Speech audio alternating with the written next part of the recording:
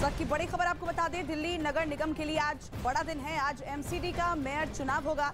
MCD civic centre में BJP और आम आदमी पार्टी के विधायक और पार्षद पहुंच गए हैं। तो बेहद अहम दिन दिल्ली के लिए है, मेयर और डिप्टी मेयर का चुनाव। और ऐसे में क्या एक बार फिर से हंगामा होगा, इस पर नजर होगी स्टैंडिंग कमेटी के सदस्यों का। चुनाव एमसीडी सिविक सेंटर से फिलहाल ये तस्वीरें आप देख रहे हैं, जहां पर जो तमाम विधायक और पार्षद हैं वो पहुंच चुके हैं। इस वक्त की बड़ी खबर और तस्वीरें आपके सामने एमसीडी सिविक सेंटर से, जहां पर बीजेपी और आम आदमी पार्टी के विधायक और पार्षद पहुंच चुके हैं। बेहद अहम दिन है आज, क्योंकि आज एमसीडी के मेयर का चुनाव होना है। दिल्ली में मेयर और डिप्टी मेयर का चुनाव है और एमसीडी सिविक सेंटर से ये तस्वीरें हम आपको दिखा रहे हैं, जहां पर दोनों ही पार्टी यानी बीजेपी और आम आदमी पार्टी के विधायक और पार्षद पहुंचे हैं।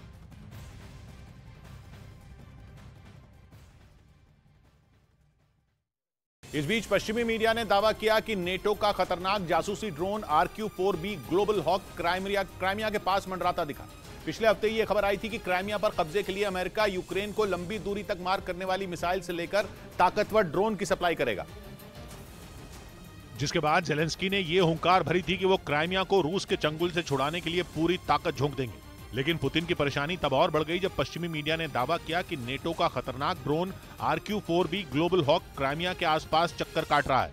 एक रिपोर्ट के मुताबिक ये ड्रोन अमेरिकी सेना का जासूसी ड्रोन है, जो 2 दिन पहले काला सागर के ऊपर दिखाई दिया था।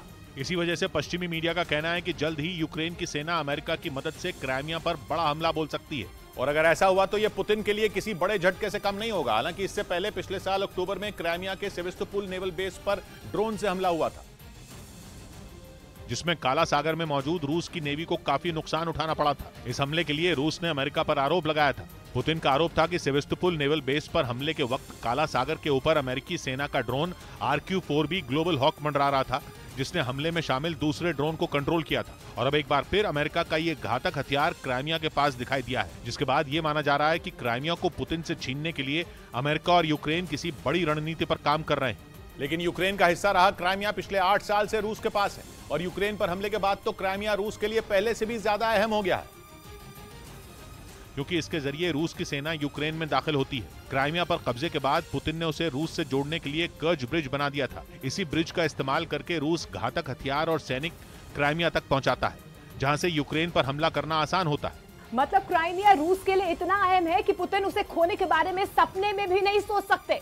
इसी वजह से उन्होंने सुरक्षा के लिए क्राइमिया की किलेबंदी कर रखी है। पुतिन ने वहां खतरनाक एयर डिफेंस सिस्टम तैनात कर रखे हैं, ताकि हमला होने पर यूक्रेन की सेना को करारा जवाब दिया जा सके। इधर कांग्रेस नेता दिग्विजय सिंह ने जम्मू में लोगों को संबोधित करते हुए सर्जिकल स्ट्राइक पर सवाल उठाया और सरकार से उसका सबूत मांगा, जिस पर बीजेपी भड़क गई और उसने इस बयान को सेना के सम्मान से जोड़ दिया। बीजेपी को यह मौका इसलिए मिला क्योंकि जम्मू में भारत जोड़ो यात्रा के दौरान दिग्विजय सिंह ने 2016 की सर्जिकल स्ट्राइक का सबूत मांग लिया। सर्जिकल स्ट्राइक की बात करते हैं, लेकिन प्रमाण कुछ नहीं। जिसके बाद बीजेपी ने कांग्रेस के खिलाफ मोर्चा खोल दिया। आप भारतीय सेना के खिलाफ बोलेंगे, ये भारत बर्दाश्त नहीं करेगा। वैसे दिग्विजय पहले भी सर्जिकल स्ट्राइक पर सवाल उठा चुके हैं और 2024 का चुनाव आते ही उन्हें फिर से वही मुद्दा याद आ गया, वो भी भारत जोड़ो यात्रा के दौरान, जबकि राहुल गांधी ये यात्रा बीजेपी को बैकफुट पर धकेलने के लिए कर रहे हैं। लेकिन इसी यात्रा में दिग्विजय ने ऐसा बयान दिया कि बीजेपी को फ्रंट फुट पर खेलने का मौका मिल गया।